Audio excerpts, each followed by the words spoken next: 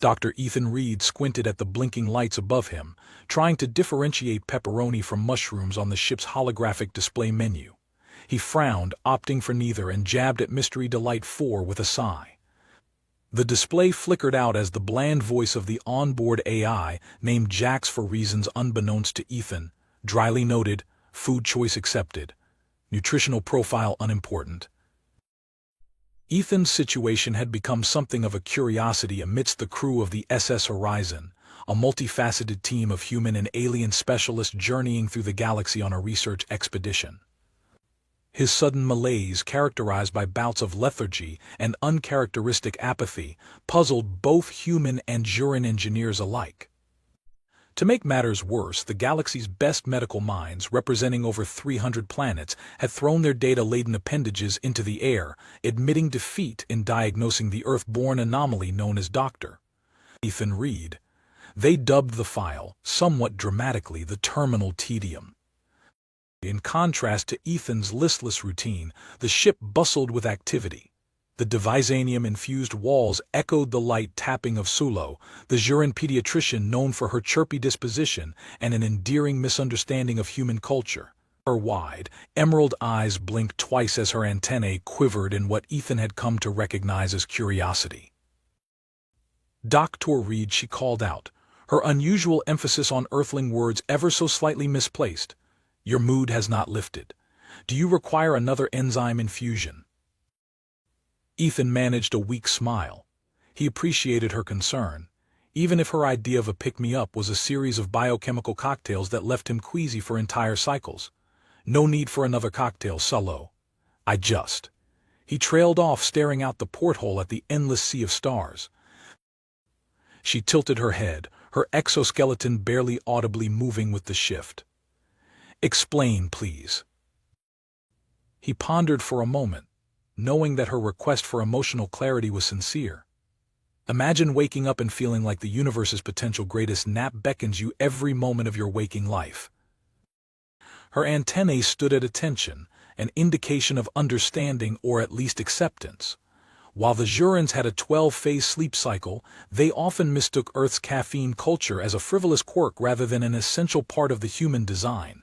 Sulo, with her earnest misunderstanding, gave a comforting nod, muttering something delightful in her dialect, which, after several misunderstandable inflections, Ethan had decrypted to mean unscheduled sadness. Ethan picked up the conversation. "How's the new project coming along?" he asked, pivoting away from prognosis to a more comfortable territory. "The plant regression." "Ah, very good.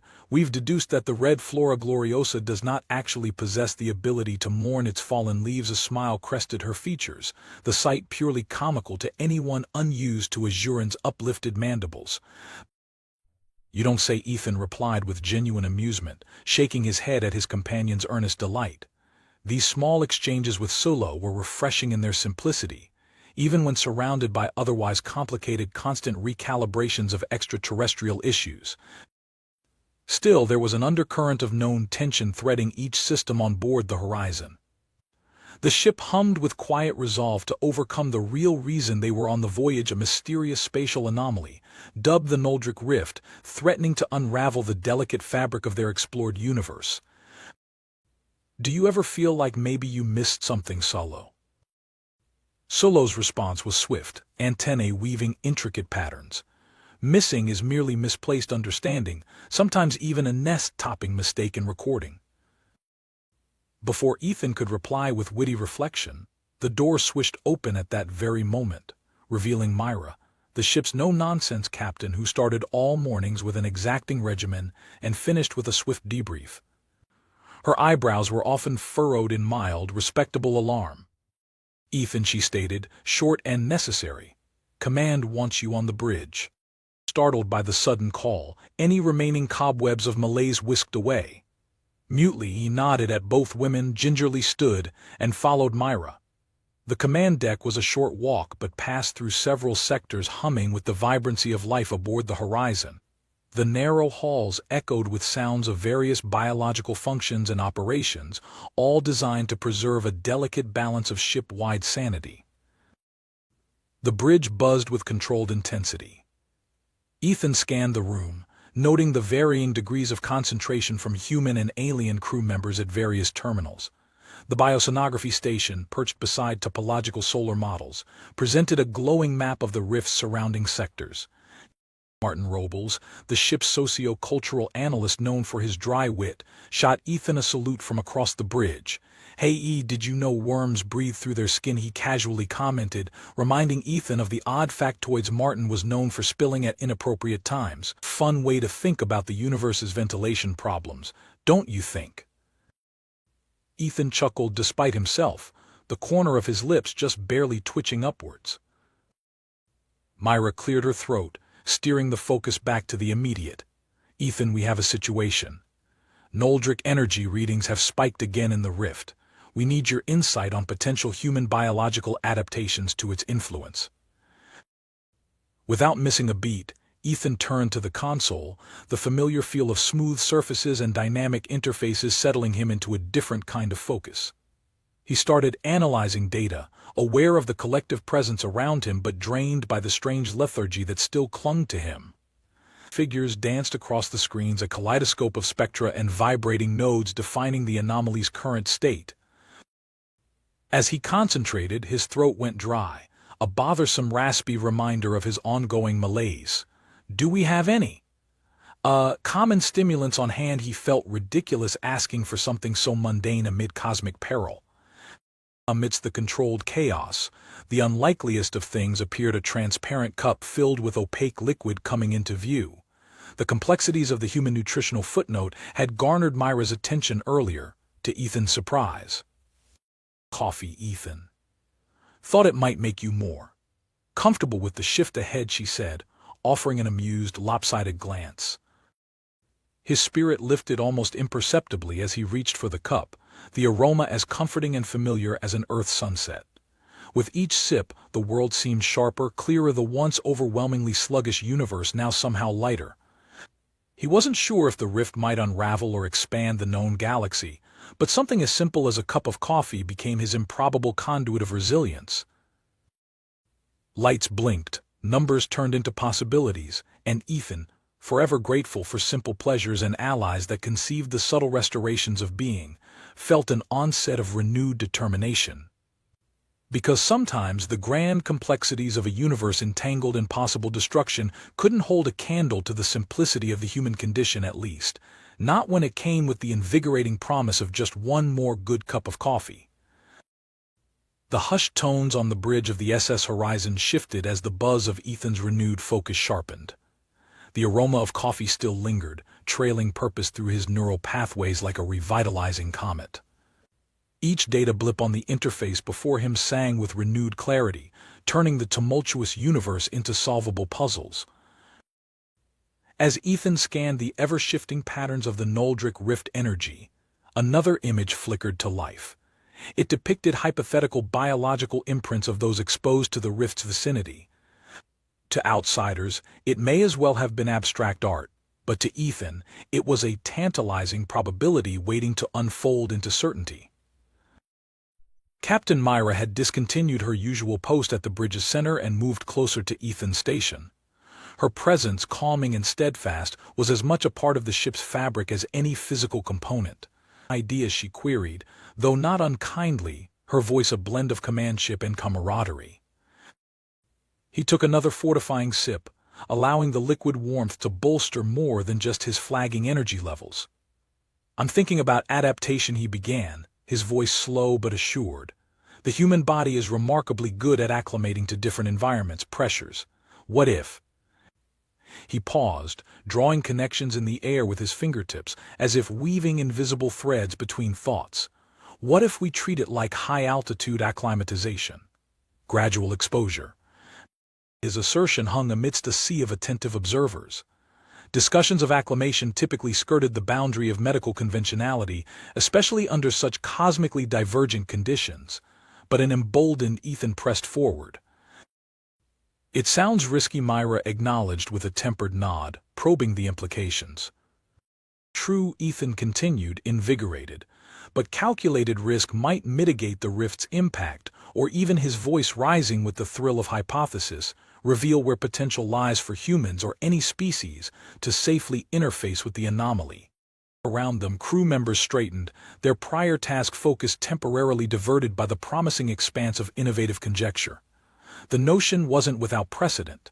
Spacefaring civilizations had long since devised ways to prolong habitation beyond home planets. What was a bit of theoretical acclimatization but another frontier? We can structure time-limited exposures, Ethan continued, addressing a holographic model before them. Track physiological responses, chart any patterns, could provide insight into targeted enhancement or immunity. Before he could elaborate further, Solo entered, her swift entrance like a breath of fresh tempered emotion. She'd become rather enchanted by the human propensity for sharing vibrational emotions. Music, she had called it with an approving dance of her antennae. That sounds quite rhythmic, she quipped, her syntax delightfully skewed as always. There's a certain harmony to it, Ethan replied, unable to help the smile that tiptoed across his face at her earnest interpretation. The room's atmosphere had changed, a unity infused into the collective endeavor, bonding them through the thrill of unexplored science rather than the uncertainty of cosmic determinism. Yet even as the new plan unfolded, alien as it was intriguing, an abrupt complication interjected. A technical readout flashed red across all terminals, an unexpected spatial distortion near their current location, pulling with it an erratic energy spike. Status report, Myra's voice rang out with precision. Operational systems flared alive, crew members falling into a practiced dance of emergency protocols. What should have been a steady observation now faced unprecedented complexity. The rift's activity was as unpredictable as it was violent. Currents of energy skewered through space with a disregard of motion's logic, doing nothing to safeguard the ship's stability. Captain, a communications officer, interjected, his fingertips narrating urgency across his console. A vessel is caught in the surge. Its distress beacon is faint, but recognizably active. Myra's eyes tightened, a sure sign of her tenacity quickening to action. Can you determine the source, Ethan? He worked quickly, twirling implications within the nebulae of known variables. Could be an exploratory crew caught unawares, he offered, piecing probabilities like an investigator at a scene. Solo, always keen on adding the most positive extrapolation, suggested aliens of an unknown origin. A new form of sentient life awaits in the cause of rescue.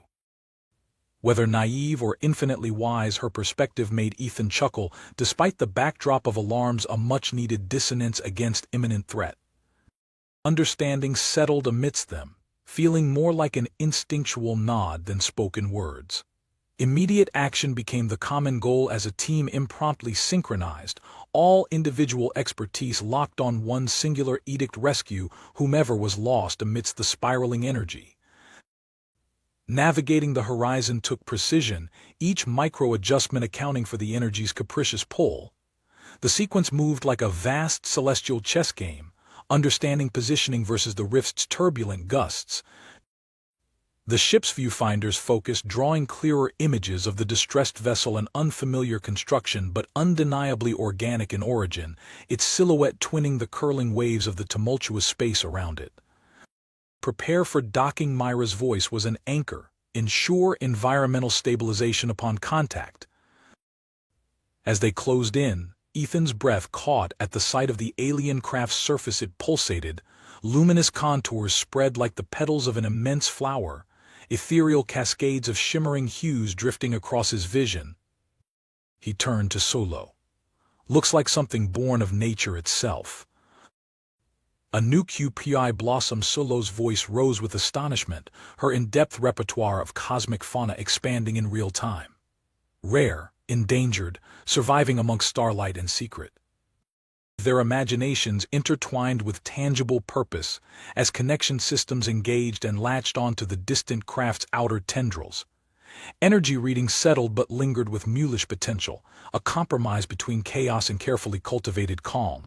Aboard the alien vessel, the crew discovered a contingent of interstellar botanists, their mission to preserve the blossom's sporadic offspring truncated by the rift's power. "This will make quite the story," Martin remarked, his pen horrendously eager to transcribe yet another interspecies account against the backdrop of imminent peril, clandestine botanical discoveries, and the strangely unifying essence of coffee-fueled resilience. And so, introductions were made, universes expanded, and Ethan's instincts leveraged the simplicity of complexities, cup by miraculous cup, against a backdrop of stars whispering their own knowledge into the margins of real-world directories. Together, in rescue and shared wisdom, they wove an interspecies tapestry survive, where survival seemed increasingly improbable. As far as tension and ingenuity stretched, their unified presence became the warp and weft within folds of cosmic possibility, a tale yet unfinished, set amongst the veins of time's grandest patterns. As the SS Horizon's docking clamps disengaged from the alien Blossom vessel, there was a marked shift among the crew. Overcoming the turbulence of both the Noldric rift and the foreign entity solidified a newfound resolve and camaraderie between the human enduring crew members and the interstellar botanists they had just rescued. As Ethan made his way back to his quarters, however, the same weariness threatened to overtake him, trailing like a persistent shadow. He paused just before entering his room, taking a moment to glance back toward the corridor stretching through the ship, a place now bustling with conversations formed from shared experiences. It was more apt to call them friendships now than merely professional alliances. His mind flitted through a series of what-ifs, wondering anxiously how he, the doctor who just needed coffee to function while others placed their faith in life-saving enzymes, could play a crucial role in the upcoming trials.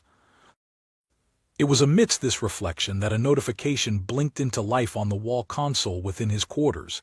It signaled an urgent briefing in the command center, prompting Ethan to abandon his ruminations. His steps quickened along the gleaming passageways, bypassing the lively hum of crew members who exchanged stories of their impromptu botanical discovery mixed with alien interactions. The command center, still spurred by recent events, now played host to a new assembly of decision-making. Captain Myra stood ramrod straight, focused, but this time, her gaze carried an undertone of anticipation rather than stagnation. Ethan, Myra began with an unusual enthusiasm as he entered. "We may have just found a way to harness the rift rather than simply survive it." He tilted his head, an eyebrow arched in contemplative curiosity. "Harness it? How?" Martin Robles stepped forward, eyes gleaming with intellectual thrill.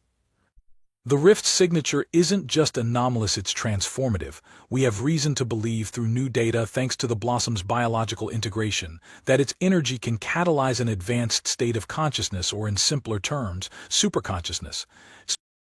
Ethan regarded the information on the large displays, a montage of charts and biomarkers all intertwined with the alien craft's own surviving knowledge. Heightened consciousness, unlike anything mankind had previously encountered, was unfurling in possibility before them. Using humanity's natural adaptability, particularly reaction catalysis like exposure therapy. Martin continued, "We think we can carefully initiate partial rift immersion using controlled methods, a mix of human psyche and the Blossom's organic energy readings. It's intended to amplify human cognitive responses without sacrificing safety." Ethan considered this, letting the idea marinate within the synapses of his newly caffeinated brain.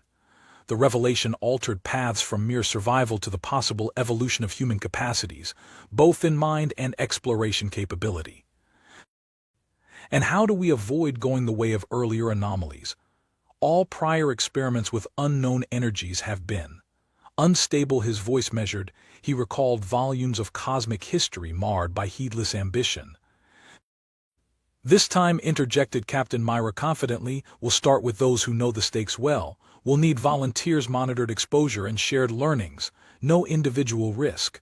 A joint venture with our Jurin and newfound botanist allies, an all-conscious experience."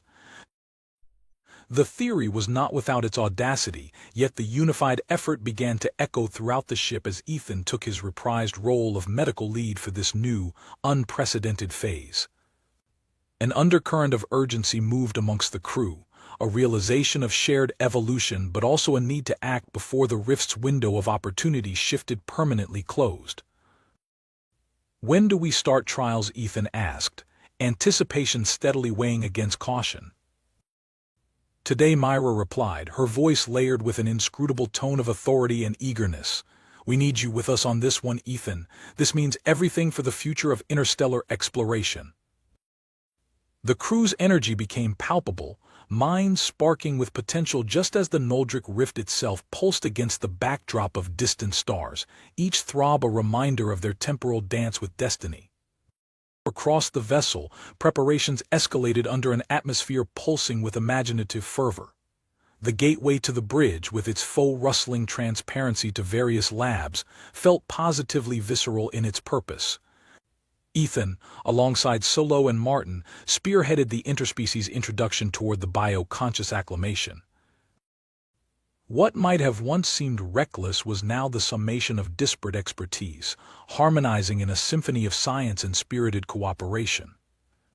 Martin translated complex biosocietal dynamics into protocols of exposure, while Solo lent her understanding of life phases from the Juran lexicon, interlaced with the ship's analytics administrator Jax, deciphering the delicate translation between mammalian metabolism and extraterrestrial biomatrices.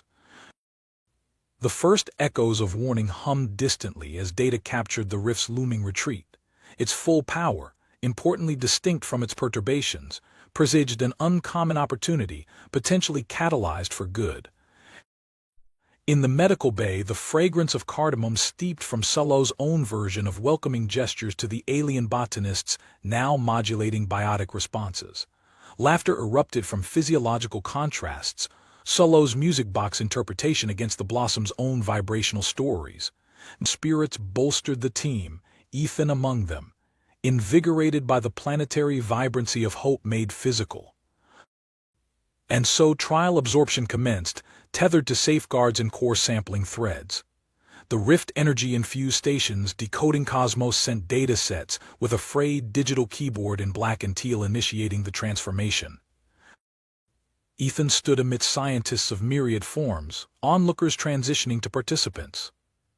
The restoration of flower-like forms along the perimeter hinted at their potential lines of pewter and light innovation cascading into the abstract consciousness of every witness. To Ethan's surprise, time itself seemed to cease its steadfast march, distilling into a singular vortex controlled, coaxed, and called upon by his very being. As he felt the tether of consciousness entwine with the unfolding rift, visions unfurled of an unseen existence, labyrinthine in construction. Each filament bespoke echoes wisdom born of starlight, anchoring across plains yet uncharted. In a synchronized burst, biological rhythms began to align, pulses of life rediscovered. Ethan felt calm determination evolve into undulating bravery, human limitations sliding into unknowable promise. What had seemed imposing challenges transmuted into iridescent revelations. The spectrum broadened, enacting vast new dimensions across his perception. It was a genesis of shared realization through a majestic semblance of coffee brewed transgalactic spirit, a blend of life's rhythms and cosmic reward. Yet amid the silent wonder, urgency whispered a newfound mandate. As the rift prepared to yield closure, the crew stood ready, ensembles of possibility weaving human genetic imprint into woven lanes of starlight. Fingers against consoles stilled as knowledge embedded in timeless brilliance joined them, a nebula newly born of heritage and tenacity. Synchronized human perseverance and a sentient cosmos began to shape endeavors yet unseen. Now was not the time for retreat but for resurgence. All hands, minds, and spirits interconnected as ships returned, leaving the rift less anomalous and more an ally of shared fate. Ethan's vision cleared of lifted nebula's haze, courage rekindled but endeared by an impulsive warmth. Coffee briefly embossed love and laughter across the balance, humanity's threaded legacy tangibly woven into profound galactic possibility. The SS Horizon ventured onward, its crew reborn of shared journey, gazing out across horizons of subtle entwining truths. Heroism motivated beyond lines of fear left behind them a bright path across constellations. The SS Horizon decidedly fitted within it as reader and bearer of cosmic stories as yet told. Herein lies the human tale, renewed but never truly forgotten. The end? Only time would tell, for within every celestial awakening from universal breath lay the beginnings yet infinite. The alien biotechnology chamber was drenched in an almost luminescent quality, fluctuating with alien architecture designed for both function and form. The machinery whispered in the soft, rhythmic hum of genetic sequencing, almost like an electronic heartbeat persistent beneath the horizon's floors. Sam awoke, the environment fuzzily fading into a sharper definition as his senses gathered. For days, doctors of impossible varieties analyzed every quirk in his human chemistry with little success. Now that he remained intermittently conscious, Sam realized he was devoid of any medical intervention the invasive sensor arrays had withdrawn from their previous, desperate attempts to decode his ailment. Yet that subconscious pull toward restorative familiarity was stronger than ever, resurging in clarity like a refrain from long ago. Coffee. That humble elixir shimmered in his mind, a need as intangible and yet as undeniably palpable as the air brushing across his skin.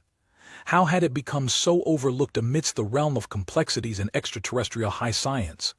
Sam smirked with a sliver of wonder at life's ironies, as if the universe itself suggested anything so critical could still be simple.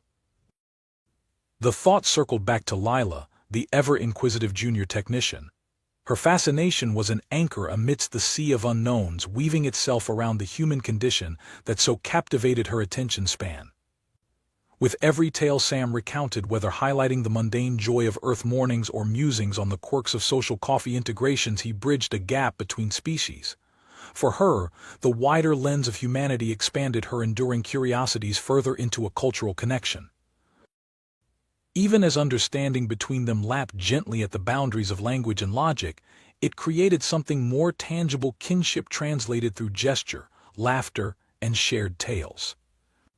Lila's attentive bearing exemplified promise. It was she who now leaned into the storied value of coffee, theorizing its significance as a potential alloy of relief.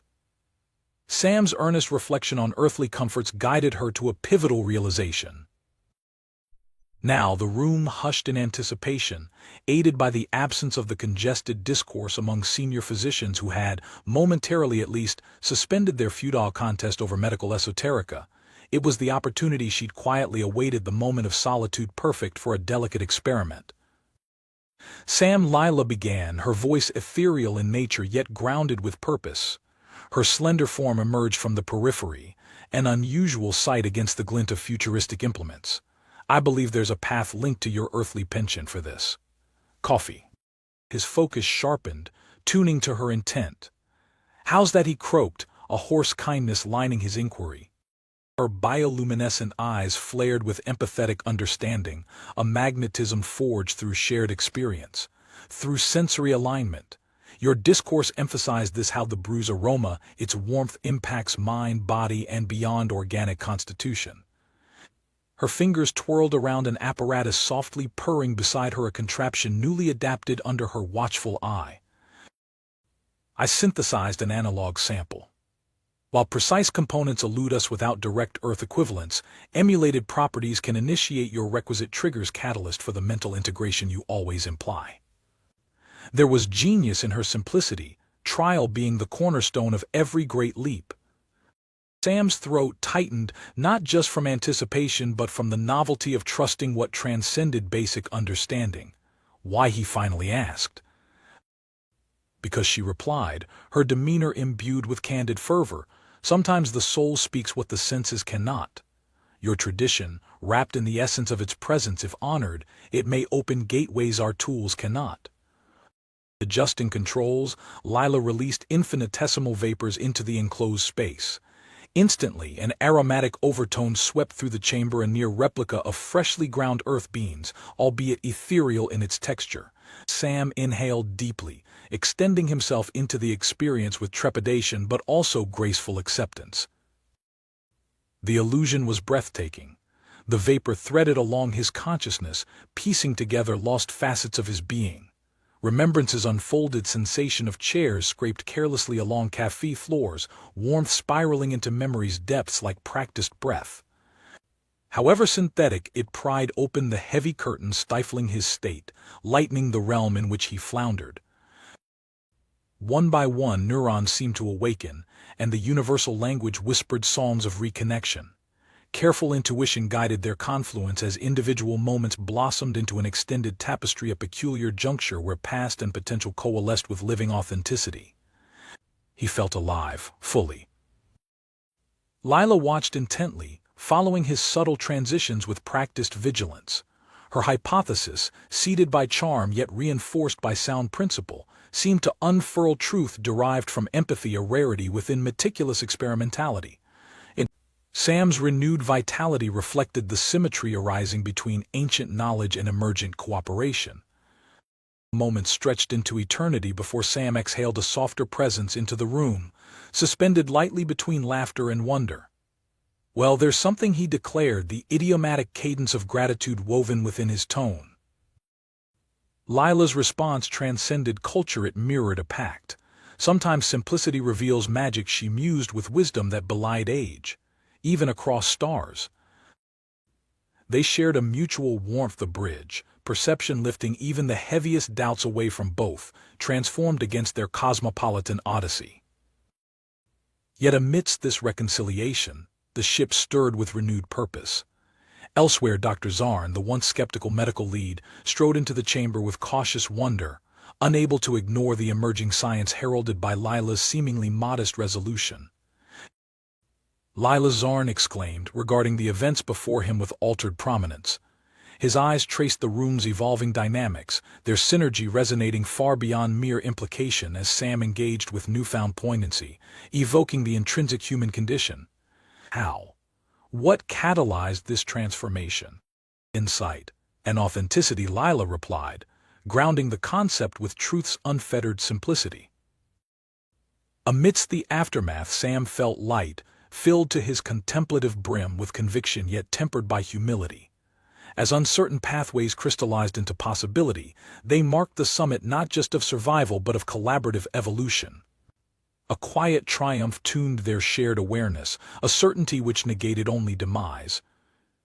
In times where anonymity gave way to understanding, the shared narrative unfolded into wisdom. The human story, a blueprint harmonizing chaos and comfort, became a guide written through harmonious song, coffee melody as its honest refrain. Thus a journey met its pivotal fulcrum, while horizons adorned imminent continuation. What remained were deep resonances, echoes forever carved within hearts, daring enough to recount humanity through the simplest of rituals, a cup of cosmic coffee. The air within the ship's medical bay held a newfound lightness, a synthesis of relief and renewal that wafted gently through the corridors like the aftermath of a promised dawn. Sam, now fully upright and animated, could not help but marvel at how the universe had subtly rearranged itself. Each breath he took invoked the thrill of clarity, his senses reawakening as though freed from a latent sleep, one that had dared him to forget the simple joy of living. Lila observed him with a gentle satisfaction, her own tendrils fluttering with what he'd come to recognize as an expression of contented reflection. She'd borne witness to the delicate interplay of cooperation across culture and cosmos, marking a firm footprint for humanity intertwined with wisdom gleaned from her insight, a notion that an errant cup of coffee could act as the linchpin in bridging seemingly insurmountable divides. "Dr. Zarn will be curious to know how we subverted his expectation," Sam, Lila said, her voice a musical timbre threaded through with a sense of mischief that Sam found endlessly endearing. Sam chuckled, shaking his head at having been the unwitting centerpiece of such an interstellar conundrum. "Oh, there's no doubt someday this will make for quite the tale to spin round the hearth, should anyone still engage in storytelling by firelight." Lila quirked one of her appendages, a gesture indicating amusement as well as curiosity. "Does your world still place such importance on stories told by flame?" "More so," the sentiment, Sam admitted, eyes twinkling. "The sharing of experience through something as intrinsic as warmth and light. We humans thrive on the connection those bygone traditions inspire." Their discourse flowed with a gratifying ease, the cadence rich and elemental as starlight, each pause pregnant with understanding more than mere words might convey. To Sam, this friendship was an addition to his personal galaxy, one twinkling brightly alongside the naivete and warmth their joint adventure induced. Yet beneath this reflection lay another, subtle contour, that of consequence, both intended and unforeseen. Elsewhere aboard the alien Concorde, Dr. Zarn delved into the digital archives, the universe's collective pursuit of enlightenment stacked around his personage, akin to an ethereal paper matrix spewing its contents into infinity. For all his initial hesitation and resistance, the incident with Sam had imparted truths he could not deny. He had seen with his own myriad eyes a meeting ground between ancient custom and burgeoning technology, where simple earthly traditions unearthed insights and guided risk towards remarkable reparations. Reflecting beside his mosaic console, Zarn pondered the influence of culture, a force vast and elusive, yet potential exponential, intricately dissected only through such situations where humility replaced arrogance. Would a shift occur, not just among his species' protocols but strewn across interspecies engagements? There was hope in that prospect, a sliver of grace uncovered in shared exploration. Yet he remembered, too, that any light cast upon new understanding also revealed shadows behind its illumination. For the alien Concorde, the journey through acceptance and transformation remained ongoing, encapsulated within the gentle ripples one human's resilience incited across its corridors. The knowledge gained transcended mere survival; it begged intervention, adaptation, empathy. In a moment shared silently by all within the ship's body, their cosmopolitan paths turned back on themselves, recalibrated by Sam's forthright participation. Could they share this venture more widely into the galaxy, illustrating not only human fortitude but interstellar symbiosis that resulted from respect, curiosity, and understanding? Yes, there was time yet to ponder. Meanwhile, upon the soft landing of his once tumultuous return to health, Sam encountered few promises more flushed with nuance than the one granted by a simple moment's generosity. As a grateful expatriate with newfound understanding, he began preparations for his return trip to Earth, aware that certain rituals, like savoring coffee in companionship with a dear friend, transcended universal meditations. He extended the coffee bean to Lila, a symbolic offering exquisitely translated between their species, a capsule redolent of rich familial tradition and a connection souring across eternity. "It's for you," Lila said. Sam, his voice threaded with the gravity of farewell. "A small keepsake from your strange human friend." Lila received it, her tendrils reverently approaching the gift, before her expressive gaze sought Sam's. "A legacy, in seed form," she replied thoughtfully, cradling the precious token as if it were a comet fragment. "If ever an opportunity arises, I will venture to observe how it might grow." Perhaps it would, an emblem yielding growth, distant yet inherently familiar, capable of sowing new intergalactic bridges yet unknown. For now its meaning resided safely within Lila's care, a stellar bookmark on their journey's pages yet to come. As humanity's representatives made ready their return, bidding poignant yet fond farewells to those who had become allies, their coupling with biology, synthetic yet laden with genuine intent, felt seamless, as though it was the natural alignment of celestial bodies destined to bridge the void. Sam offered one last captivating look back at Lila and those he ventured alongside, beings now carved into the eidolon of his memory, shining bright upon the firmament of his heart. Then, as the alien alignments were formed with organic precision, Sam took his place among his kindred explorers, journey undertaken full circle. The enlightenment they'd uncovered, exchanged, and now shouldered toward home was imperceptible to sight alone. Instead, it manifested in an undulating equilibrium, new stories springing forth from old customs, where cultural advantage was neither gift alone nor gleaned accidents, but a shared treasure bound through simple resolve made grand. With departure humming low, leaving luminescence rendering space in a kaleidoscope trace beyond, the world roared gently, a universe expanding with purpose across the limits of comprehension, theory transmuted to truth. The atmospheric preview of Sam's route to Earth laid as much mystery as resolution. And as he settled into the reassuring rhythm of weightlessness, pulsing his senses against the universe's ether, he became aware of the smallest kernel of truth newly embedded. Every triumph, each moment marked that each flourish born from humility became the construct towards peace. With every breath and waking moment thereafter, Within lingering, deep-seated certainty lay the revelation an entire cosmos lay immeasurably altered, as humanity embarked upon the transcendental narrative that found its genesis in no less pivotal an act than through one man and his needed cup of coffee.